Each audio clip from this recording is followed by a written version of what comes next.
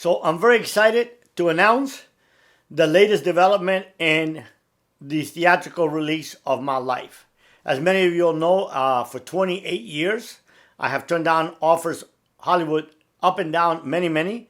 Not too long ago, I turned down an offer over $1 million just for the rights to my movie. But the thing about it was that I never wanted to just hand them over because I was afraid. There's so many ways you can tell my story. And I don't want to tell another narco story. They're all the same. You take the story of all of them and it's the same script, just change the name of the character. So, interesting enough, I found an amazing young director. He's Cuban, and he finally got my story. He gets it, and he understands it, and he knows the immigrant life, and extremely talented. Graduated years back from AFI, American Film Institute, which is the #1 film school in the world, and we just been working on it. So what we decided to do is I was going to do like I did with my book. So how did that go? When I was hired by Random House came to option my book, they wanted to send me a writer that would go ahead and meet with me 3 or 4 days and then write the story. I didn't want to do that because I wanted that whoever read my book heard my story, heard my voice. So what I did is I wrote the book. I'm a storyteller. Some of you can tell. But I wrote my book, and then we hired an amazing writer, many New York Times bestseller, Ken Abraham, a great friend of mine, a great mentor guy, to write the story in a book format.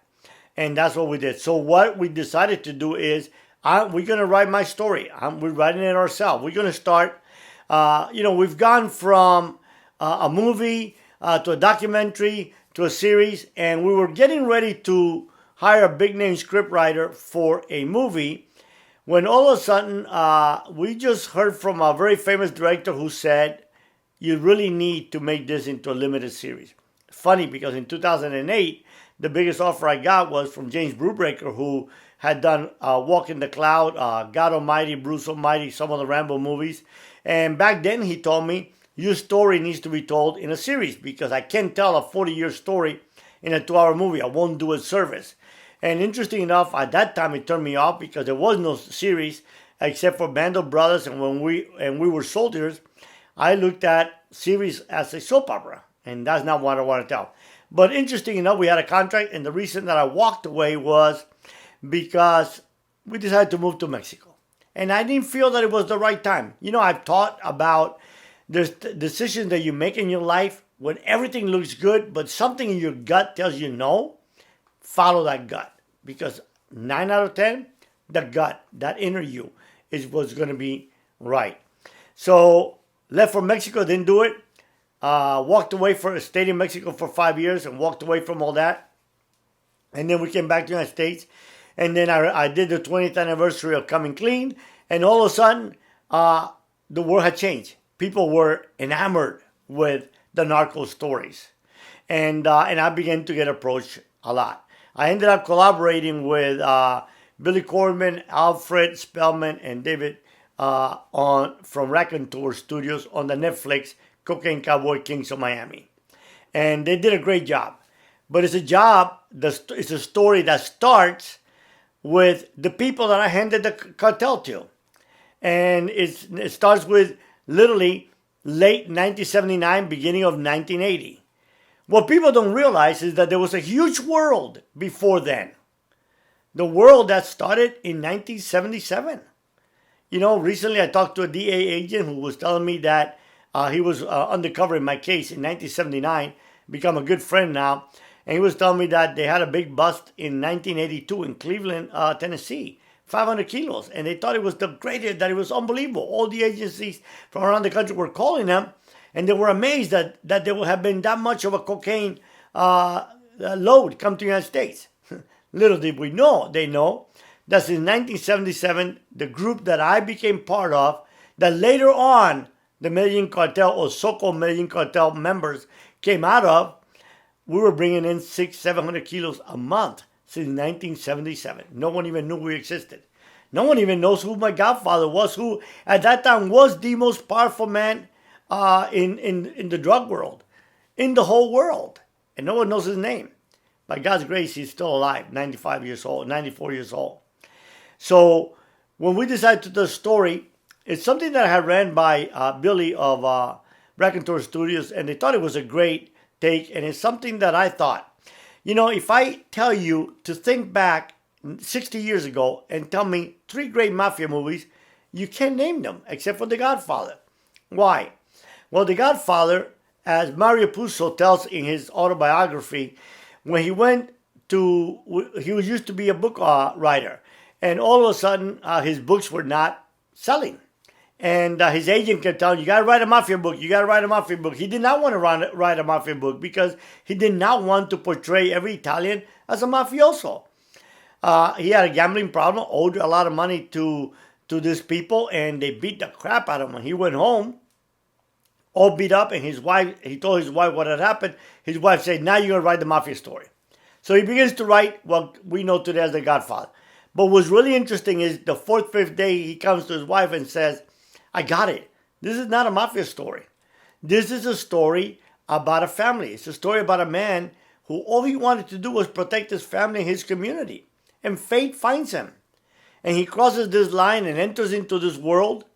And later on, he wants to escape that world through his son, Michael Corleone. But fate finds Michael, the war hero, the lawyer, and ends up taking over the family and really makes horrible choices and ends up alone. Very interesting.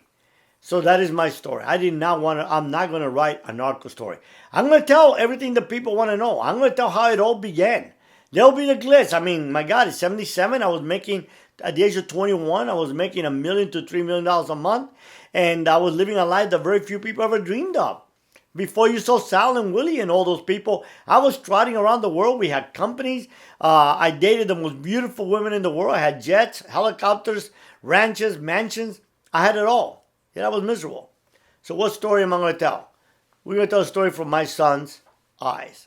Really interesting. He's an up-and-coming, he's a filmmaker, just graduating from college in May and headed off to finish his master's. But he's going to film the story. So I will clue you in on how it all begins. So basically, my son, his name is Esteban, he introduces himself and his father. He talks about his career in golf. See, my son had a great, promising career. When he finished his junior tour in Florida, which was the hardest tour in the country, he was 8th in Florida. And then he went on to the minor leagues in the amateur division, and he was led in earnings for a long time. And then all of a sudden, he got really, really depressed. Didn't want to play golf anymore. So basically, we're going to talk about, he's going to talk about his career in golf and about his notion of Jorge, me, simply as the dad. Until everything changed the day that I told my son that I was the biggest cocaine trafficker in the U.S. in the 70s and early 80s. Fast-paced to footage of my drug days and all of those things, pictures that no one has ever seen.